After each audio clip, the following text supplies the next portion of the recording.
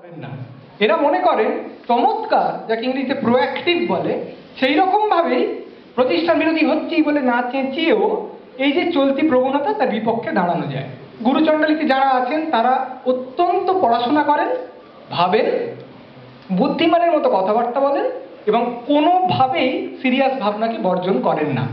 সৈকতের মধ্যে প্রত্যেকটা গুণ আছে, কিন্তু তার সঙ্গে এই গুরু আর চণ্ডালকে এক ঘাটে জল খাইয়ে দেওয়ার যে স্পর্ধা বা আকাঙ্ক্ষা, সেটাকে উনি এমন করে আত্মীকরণ করেছেন যে ওনার লেখা পড়লেই দেখা যায় যে লেখাটা আপাতভাবে একদম সম্পূর্ণ ফাজিল একটা চলনে চলছে। এই বইটাকে যদি কেউ বুক ক্রিকেটের মতন করে যে কোনো দুটো পাতা খুলে ফেলে, তাহলে তার থেকে 5টা পাঞ্চ লাইন পেয়ে যাওয়া যাবে, যা দিয়ে আজকের ফেসবুকের ওয়ালে 5 দিন করে সে একদম চিরায়ুষ্মান হয়ে থাকবে, মানে 25 দিন খুব যাকে বলে দুর্দান্ত উইটি মানুষ হিসেবে বিরাজ করতে পারে। কিন্তু এর তলে তলে সৈকত একটা আখ্যান লিখে যান।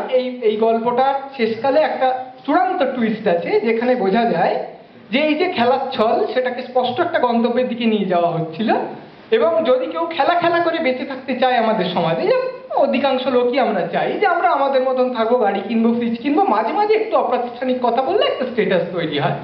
তো সেইভাবে যদি কেউ বেঁচে থাকতে চায়, শেষ অবধি যে এই খেলাধুলার একটা খাজনা মানুষকে দিতে হবে, বা তাকে না দিতে হলেও সমাজকে দিতে হবে, সেই রকম একটা সিরিয়াস কথা এই বইটা বলে।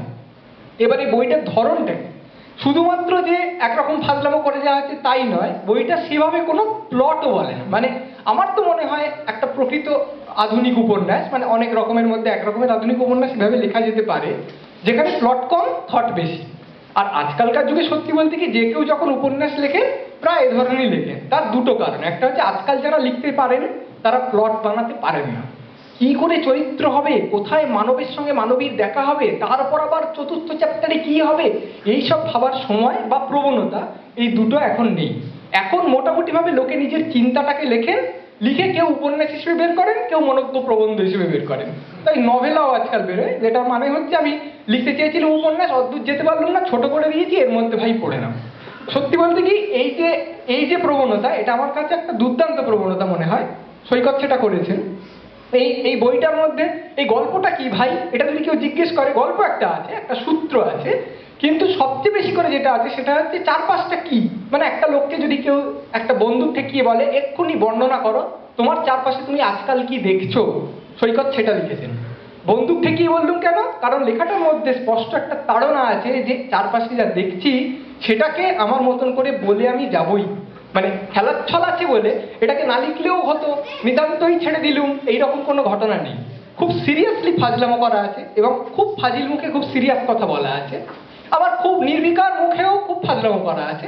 এই সবটা মিলিয়ে সৈকত যেটা করে গেছেন, আমাদের চারপাশে, আমাদের পাড়া, আমাদের বাজার, আমাদের কীর্তন মঞ্চ, আমাদের প্রত্যেক পাড়ায় কোনো একজন একটা পরিবার এসছে, সৈকত বলছেন সেটা কোরিয়ান পরিবার হতেই পারে, তার পর মুহূর্তে তিনি বলছেন ওটা কোরিয়ান নাও হতে পারে, কে জানে, নেপালি হতে পারে, আমি তো অত বুঝি না। এই যে আমাদের তথাকথিত একটা ক্যাজুয়ালতা সবকিছুর মধ্যে দিয়ে চলেছে, অর্থাৎ ও আচ্ছা নাকটা বোঝা, তাহলে বোধহয় কোরিয়ান নাকি চাইনিজ অথবা জাপানিজ, এইভাবে আমরা ছেড়ে দিই এবং প্রতিবেশী সম্পর্কে আমরা কিছু জানতে চাই না, তাদের একটু হাস্যকর ভাবে দেখি, তাদের তাবৎ ব্যাপার স্যাপার, আমরা অনেক কথা বলি অসাম্প্রদায়িকতা নিয়ে, কিন্তু তাদের নিয়ে একটু হাসাহাসি করি।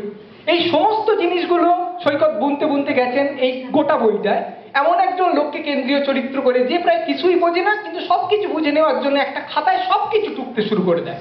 সে হঠাৎ মনে করে যে তার একটা পবিত্র কর্তব্য, যা কিছু সে দেখছে সবকিছু সে লিপিবদ্ধ করবে, কিন্তু এই লিপিবদ্ধ করার মধ্যে যে একটা সাংঘাতিক মহত্ব রয়েছে সেসব কিছু সে মনে করে না, বা অত কিছু জানেও না, সে করে যায়।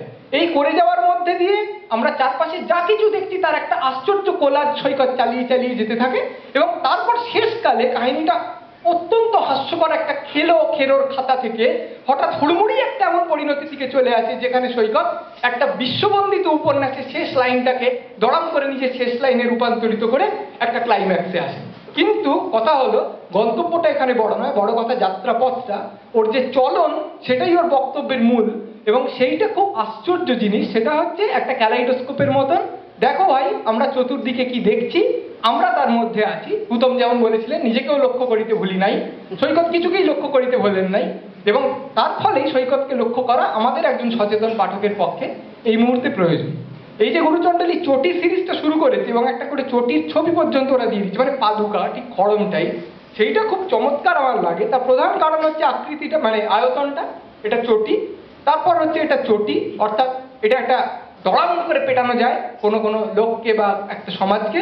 এবং আবার একটু ভাবলেও বলা যেতে পারে, যদিও প্রতুলদার মতো আমি বলতে পারি না আমি শব্দ খুঁড়ি, আমার অত কায়িক পরিশ্রম প্রশ্নই ওঠে না, আমার চরিত্রের সঙ্গে যায় না, কিন্তু তবু বলি যে চটি মানে আবার অত্যন্ত বিপদসংকুল অঞ্চলে আশ্রয়কেও চটি বলে। পাহাড়ে যেতে যেতে একটা লোক চটিতে আশ্রয় নেয়। সেই চটি অর্থ যাই হোক না কেন, এটুকু বলতে পারি যে গুরুচণ্ডলীর এই চটি সিরিজ তা আঘাত করতেই উদ্যত হোক আর আশ্রয় দিতেই অত্যন্ত মানে উদ্যমী হোক। হ্যাঁ ঠিক আছে, খুবই ভালো বলছো। হ্যাঁ, চটে উঠলে তবেই চমৎকার এরকম লেখা সম্ভব হয়। যে কোনো অর্থেই হোক না কেন, সেই অর্থেই এই চটি আরো বেশি দিন, আরো অনেক দিন ধরে, আরো দুর্দান্ত আঘাত ও আশ্রয়ের সঙ্গে এবং চটে যাওয়ার সঙ্গে প্রতুলদা যেরকম বললেন বিরাজ করুক, সেই শুভেচ্ছা এবং সমীহ নিয়ে আমার কথা শেষ করছি। এবং আমার দৃঢ় ধারণা আর কিছুদিন যদি ওরা এটা চালাতে পারেন, তাহলে কিছু লোক লিখ বলে ওদের প্রশস্তি করবেন, আর কিছু লোক সত্যি সত্যি ওদের উপর অনেকটা চটে উঠে ওদের এই প্রয়াসের যথেষ্ট যথার্থ মূল্য দেবেন। নমস্কার।